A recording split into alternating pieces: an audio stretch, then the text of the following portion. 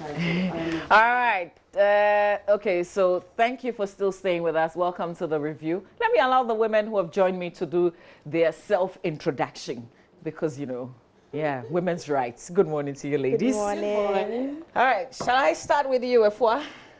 Okay, so I'm a gender activist and also child rights activist, and I lead the CSO's cluster on decentralization and citizens' participation. Okay, Yes, nice. pushing for the passage of the affirmative action bill. Great.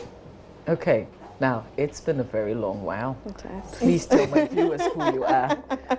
So my name is Kuko, and I'm a lawyer. I'm a human rights activist, which is how the affirmative action comes into my work. I'm a researcher as well, so I wear a lot of hats. Okay. Well, the question I asked when I first met her this morning was, are you in town? Like, are you based here? Because I didn't think you were based here. I've been conducting my research here for a while. Okay. So, yes. All right. Great. So this is the. Shall we do the? Yes. Yeah, exactly. That's it. So yesterday was the day, but of course the rest of the year is dedicated so we can talk about all of our things. Okay. So we would have some conversations a bit later on. Maybe we should just do the newspapers now. Sure. Who's going to start for us? I think I should start. Okay, please go ahead. The Daily Dispatch front page, gays and lesbians dare critics. We will hold our Accra meeting in July 27 to 31st, 2020. Interesting. I know that you want to comment. So after we've done the review, we'll come back on it. Okay. And then 63 years after independence, a letter from Lady Malaysia to Amagana. And then Akufo-Addo's 63rd independence speech. And right top corner, we have struggle for Ghana's independence. On the back page of the Daily Dispatch, we have, same stories in details. Gays and lesbians, dare critics. It looks like that would be the topic. That would be the pick for the morning. So we'll spend a bit of time on it. I see you have the daily guide. Yes, I do. And so different topics here, all very interesting. Nana Pay's surprise visit to OAS. And 2 robbers die in shootouts with police. Chief's corpse stolen and 4 shot. So I guess some security issues there. Free education made me prime minister, says Dr. Keith Rowley. NPP dumps 15 aspirants in the eastern region. And then at the back, there's some sports. Owusu dazzles at Ghana Maritime Authority GAA circuit. Kotoko and Heart game launch, I guess. Yes. Okay. And I will do the daily graphic before Efwa comes in. So front page of the graphic. Graphic at 70, truth and accuracy every day. So they're telling us some of their headlines and some of the predictions that they got right in this 70 years of practice. So for instance, Justin Anini, what tip for Chief Justice? That was before he was made Chief Justice. So some of the interesting headlines over the period on the front page of the daily graphic. I guess we have to say congratulations to them. They've been a leader in the market for a very, very long time. Graphic is 70 years. Speaker launches anniversary today. President Lord Kumasi resident for successful independence celebration. World marks International Women's Day. Rights groups call for gender equality. In the center spread, Meridian Port Services Limited workers say Ayiko from Terminal 3 on Independence Day. And then on the back page, well, it's still graphic at 70. So, you can catch up with some of the headlines in the past. The Herald's front page, Mahama's absence drowns Akufo-Addo at Independence Day event. Social media has been busy with that throughout the week. Now like a wild headline. Was it even noticed? Yes, it was. Maybe noticed on social media because of the empty seats and the name they brought, but I'm not sure on the grounds. Opini trial judge violated constitution and code of conduct. Kweku Baku advises Akufo-Addo to drop his Supreme Court nomination. From Second D, we have Second D MP runs from Esla Owusu's anger And coming up, PDS slide deal discovered in Accra energy transaction with Akufo-Addo government. That's for the Herald. Sure. So the Ghanaian Observer has Akufo-Addo bans handshakes, and I guess it says over dreaded COVID-19, and Trinidad Prime Minister endorses free SHS. Government investing heavily in educational infrastructure, according to the president. That is, UK Immigration Department backs Mike Okoye Jr. over British citizenship claims. NPP primaries, it says Minsha North MP to go unopposed. And then at the back, there's NSA boss cautions footballers to stop the practice of juju. Ronaldinho arrested over fake passport claims, and Dangote told buying Arsenal will cost him $2 billion. Or pounds, actually, yes. All right, let's do the Ghanaian Times. Front page of the Times: will resist LGBT conference in Ghana, vows global evangelical church. On occasion of International Women's Day, First Lady acknowledges role of women in national development. Government addressing infrastructure deficit in senior high schools, according to President. JHS 2 student stabs teenager to death over loaf of bread. That's sad. It says a 19-year-old boy was last Friday night allegedly stabbed to death by another teenager during a scuffle at Kwame Chrome near Abuedi in the Hunter West municipality of the Western region. It goes on to say, let's see, the incident followed heated exchanges over a loaf of bread after the suspect, who is a JHS 2 student, and his group had returned from a snail hunting expedition. Oh, and the body of the deceased has been deposited at Dr. Mensah's mortuary in New Amanfro near Apoa, while the suspect has been detained at the Agona Nkwanta police station for questioning. Police grab lotto fraudster in Kumasi is also another headline on the front page of the Times today. Let's see if there's anything new in the center spread. Well, how the region celebrated independence is in the center spread of the paper. Not too colorful. Back page though, some sports. We'll leave details of sport to Veronica Comey, who will join us with sports. Very interesting. It'll be fun. I have the Informer here, and this is a story I'm so interested in. Past and current GIMPA students cry out. Probe $8 million library project as Goodluck Jonathan's $1 million donation got diverted. I was seriously, I was a serious student and an SRC executive when this donation was made. Okay. So I'm very interested. We followed up. I am very, very interested. Tell us what you know. Like, so what is this issue about? There was a donation to build a library? Yes. During the 11th graduation ceremony, Goodluck Jonathan was the special guest of honor. And GIMPA had a portion of land where the new car park is to put up an ultra-modern library for the students, because where we have is not befitting for a school like GIMPA. So after it was announced, Goodluck made a $1 million donation instantly to start off the project. Years after, I'm talking about 2011, 2012, till now nothing has been done. So we, the past and present students, are interested in what happened to Jonathan Goodluck's $1 million. Okay. Yeah. So I don't know. Have you found out some details? From who? Because the money the money actually was GIMPA actually received GIMPA the received donation. the money, that I'm sure of, because Okay. like I said, I was very, very much involved in SRC then. Okay. I was running things at GIMPA. So Okay. I definitely know the money was received. Okay. But as to what has So been what's done the with the suspicion? money, we don't know. All right. So I can make some Yawa followers. Ajuman, where we do the Abedu, the former rector or the present rector, any of them will know about it. Okay. Or So the board. So this afternoon I'll just pass by the That would be the cool administration for us. and then ask, because the issue has come up, and Yes. see if I can get some answers. Good one. Yeah. And then the Informer again, rent, medical and transfer allowances brouhaha. Immigration boss rubbishes Akufo-Addo threat. Says president can't sack him because he did no wrong. I like that one. And then a Futu parliamentary candidate brouhaha.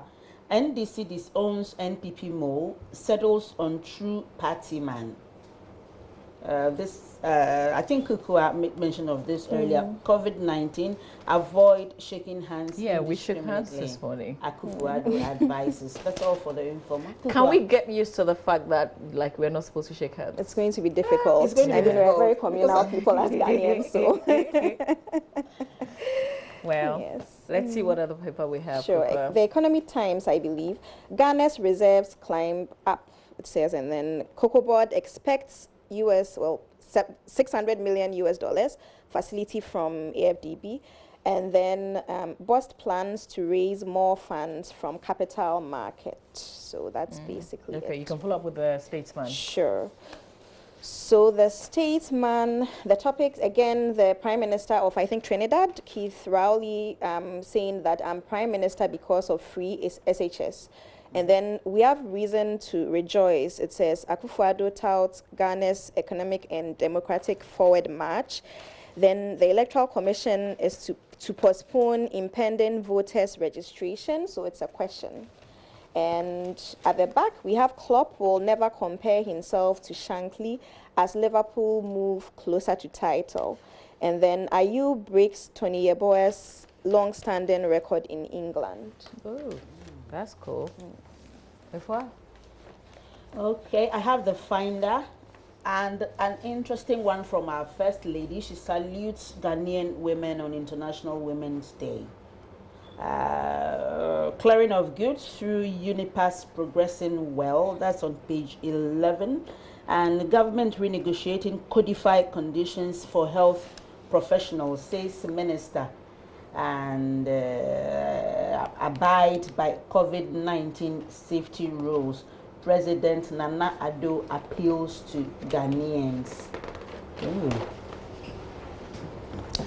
There was an interesting one. Okay, I think that's all. Okay, so maybe we For should the spend the rest of the time that we have talking about our pick for the morning, which we've settled on already. Yes. So who set the tone? Because we have to learn a bit about the details, the angle of the story. Sure. And then you can have your take on it. It seems, so I guess I can So this from the Daily Dispatch. Yes, from the Daily Dispatch. And so the topic was, we will hold our Accra meeting in July, and it says gays and lesbians dare critics. Well, I don't know who issued the statement, and Let's see. Back page. back page. Maybe you can read a bit All for right, us. sure. So it says the Pan-Africa International Lesbian, Gay, Bisexual, Trans, and Intersex Association is unwavering in its resolve to hold its 5th regional conference in Ghana amidst threats from a section of Ghanaians. Then mynewsgh.com last week broke the story about the planned international conference, which later dominated several media discussions, with tireless anti-gay rights campaigner lawyer Moses Fuamwini stating that it would be over his dead body for such an event to take place in Ghana. Well, the association is determined to hold the event scheduled for the 27th to 31st July 2020 in Accra, Ghana, and has gone ahead to seek donor support for the event. And still reading through, right? An announcement placed on its website to that effect reads, Global Philanthropy Project GPP will partner with Pan-Africa ILGA to organize a one-day donor pre-conference for grant makers invested in Africa's LGBTQI human rights movement.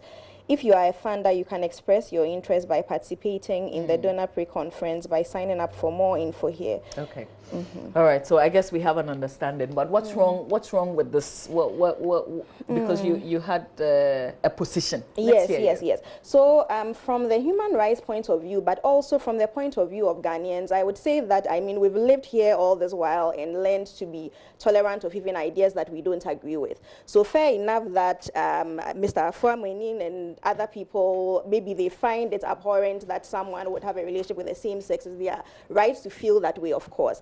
But at the same time, if we truly say that we are a country that is practicing democracy and we want to learn how to live with each other, then the bare minimum is that we should be able to hold intellectual discussions. So I'm sure that by this point, Mr. Fuamwini and all the people that are, anti the values that the people that want to hold this conference are for, they have logical reasons why they believe in that way. I think it would be wonderful to see them even at that platform, because it's a conference. So I believe that people can come there to express their support for or against, I guess. And so it would be wonderful to see them there, and then they can provide their reasons why they do not support. And I guess I'm finishing that by saying that last year there was a national dialogue, I think, on LGBT issues that I attended. I believe it was in held Ghana.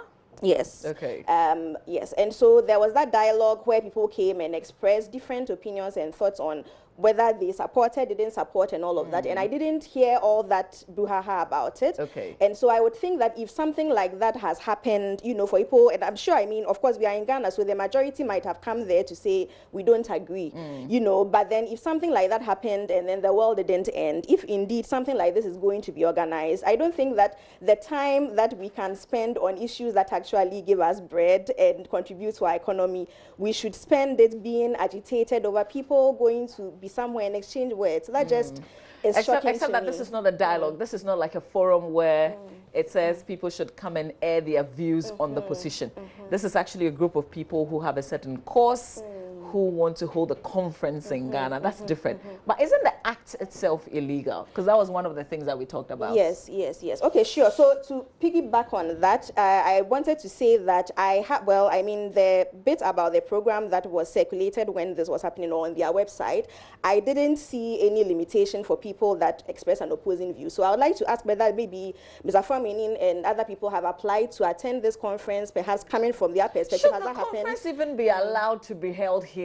Conference about a subject that is illegal? Would it, I mean, if it's an illegal subject, yes, if it's an illegal subject and it's a subject that Ghanaians even do not want to hear, would it not then be the best situation for a conference to be held to provide a platform so that all these views are expressed? Because I'm sure that within the people that oppose, you know, whatever is going to be said during this conference, they would like the opportunity to dialogue, I would think. I mean, if there are people there that even pastors or whatever, I mean, this would be their core group, right, to reach, if that's how they believe. Okay. Yeah, so I'm just saying that it would be different if they were holding this program and maybe people are going to have relations there. Now come to the law because you asked about it. But to talk about something, I just don't understand why that can happen in Ghana. Let's bring it forward. If I tell me you understand where I'm coming from, and the many people who think this shouldn't happen in Ghana. I think being a Ghanaian, I understand where you're coming from. But based on what I do, what I impact people with, I think this is a human rights issue. And every How Ghanaian, is it a human rights issue? Explain. We have right to association, we have right to religion, we have rights.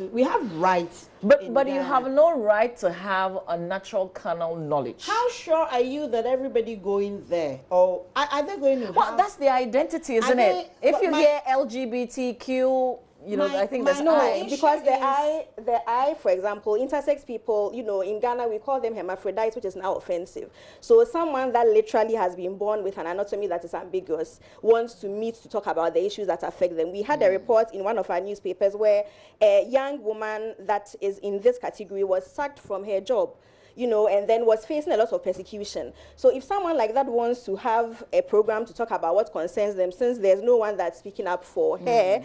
And in the same vein, I think I was sharing earlier that Human Rights Watch and a lot of other organizations have actually published studies documenting the different abuses that LGBTs face in Ghana. This is a conversation that is never had. You know, Human Rights Watch's report specifically focused on women, and we are feminist and gender rights advocates. So that is very important. They talked about women whose families were forcing them into marriage because they felt that they were queer, people that were assaulted on buses. I mean, I'm a human rights lawyer, so I deal with all these cases. So many very horrifying people that were burned. Their documentary is on YouTube. So my point is, if people are meeting to talk about those specific issues and not meeting there to have a natural carnal knowledge, then I don't see why there can't be that dialogue. So you disagree? But this is also a platform where the act is obviously going to be promoted. Let's leave the I, because that's a special case, isn't it? How about the LGBT? I think that LGBT people represent the minority groups that we're fighting for as human rights people. And I'm saying that if we're fighting for the minorities, are we going to select minorities based on their choice of association? No. It is their individual preference. But if their individual preference, as you choose to put it, is an act that is illegal in our country or we frown upon, then how do you promote it in the name of human rights? I'm saying that how many people will you see having sex in the open? It doesn't happen in the open. But the fact that it's an ideology that they're essentially going to be passing on, I mean, that tells you right there that this is okay. Like, everybody can do it. We're free now to talk on any platform and be in Ghana, that kind of thing. Mama, you don't think so? I wouldn't say it is okay. I wouldn't say it is not okay. But what I still stand on is this is a human rights issue. No individual or groups can stop them from having their conference. You know, I believe in dialogue. If you have issues with them, I don't think you should be out there in the media trying to stain them, trying to do this. I mean, you can attend the conference. I hear it's open. You can decide to go there. Probably you going there will even change their disposition. Do you think that they will accommodate somebody that yes, they clearly they will, know because is opposed to their cause? I've followed a certain patch. If you go to Teshi, they have posters on walls. If they suspect you're gay, they're going to stone you. They're going to do it. These are people who live in constant fear. And if we say we are human rights activists, if we say we are gender activists, these are the people that we should bring close. A friend of mine said the last time, this is, what's the name? A mental issue. And I said, I don't think so. These are adults. I mean, if I decide to be a lesbian, it is my choice. It is left for you to get to understand me. If you want to associate with me, fine. If you don't want to, but the point is you can't do it in the open, right? Yeah, I mean, no one has sex in the open. But you do it and pray that you're not caught. No, but no one has sex in the open. And also to clarify with what you said from the legal point of view, because it would be, you know, wrong for me not to say that since this is my field of practice. Legally, a natural carnal knowledge as defined in all, and I hope that people also know that this law is not even an indigenous Ghanaian law. So if you go to the French, a lot of the French West African countries, they don't have this law. Rwanda doesn't have a law like that. Even our neighbors who are French, a lot of them don't. Do we? So my explanation is that, yes, so I'm getting to that. So it's a British law that was passed specifically for certain acts. And note that those acts include things that even people that are straight do. So it's a public program. I don't want to go into the specifics, but that's just what I want to put out there. And because of the way it was... But whether it's an important law, I mean, yes. All our laws, I mean, it's come from a certain place, but it is our law. Yes. We own it. Exactly, it hasn't been changed. Exactly, It's in our criminal books. Right. So just clarifying that, for example, that law does not capture Women to Women Act. Just clarifying, because a lot of people are under this conception that that specific law applies to women. It does not. It applies specifically to certain acts that men and men can do, but men and women can do. And so if we are not criminalizing conferences, promoting those particular acts that men and women can do, which again, it's a public program, so I don't want to mention them here, but people can research. It's very common. So if you are not promoting, you know, something that says I don't have any conference about relationships, if you are going to say that it's okay for people to have any kind of relation except the one that we think is natural, then it doesn't also apply to this. So we do have to be fair and balanced. And to even find out whether they are going to go to their conference to celebrate, as you said, our natural carnal knowledge, or to talk about these things I was mentioning about the human rights situation, which no one has really picked up or talked about. Okay. I remember earlier this year, we had a meeting with a certain group of people. And abuse of these people is one issue, that discrimination against the LGBT people came out strongly. I mean, these are people in places of power. These are people who are like you and I mean, who contribute to the economy. I'm thinking that if there is a conference like this, we have, I hear Ghana is predominantly Christian, but we have Muslims, we have the traditionalists, and we have the others.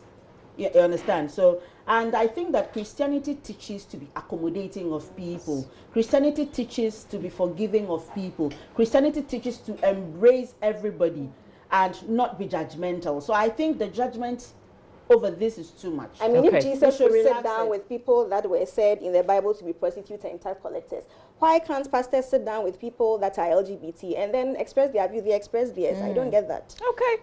Well, very interesting. I guess this is just, like they say, just a tip of the iceberg. We've got many great conversations coming up as, you know, we commemorate International Women's Day. So thank you, ladies, thank you so much. for joining me for the review. Kukwa, it's good to see it's you wonderful to and see hear yes. from you. Yes. When would we hear the other side of you? But you're good, right? Yes, I am. Okay, Thank maybe you so just much. before we run off, there's a reason you're not wearing makeup. Please explain. So I was saying that I believe in us celebrating how we are, and I look at the other side, and we are here as feminists, so I look at the other side, and we understand and appreciate men the way that they appear, and so women should also be able to go to public spaces without being required to paint their lips and their eyebrows. My grandmother didn't have to do it, you know, so I think that it shouldn't be something that is compulsory. If you want to, you know, I celebrate it. If I see her, she's looking beautiful and wonderful as you are. If you would want to do it, fantastic, do it. And we should accommodate those in public spaces that also just want to be their natural selves. Yes. Thank you. So thank you. Mama B, Yes, we have to run. Invite your viewers this morning. The Affirmative Action Bill Coalition is having a press conference on the International Women's Day at the Press Center. So we're inviting every Ghanaian woman to join us. 10 a.m. All right. We're inviting every Ghanaian woman to Stay join with us. We've got a face that you will love, absolutely, talking about a subject that she's a pro in. It's Veronica Comey on sports right here on the AM show. That's after this. Stay with us.